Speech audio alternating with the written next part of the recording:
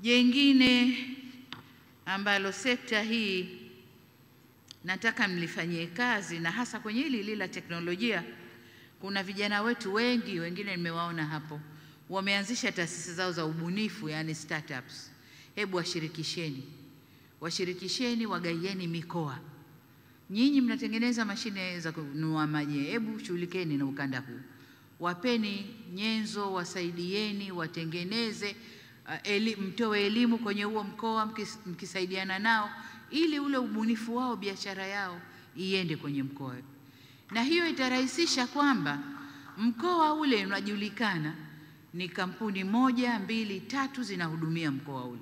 Tatizo limetokea, kampuni ziko za Watanzania ziko pale, zinakwenda kutoa solution kule wanakotoa huduma, kuliko hivi za kuagiza.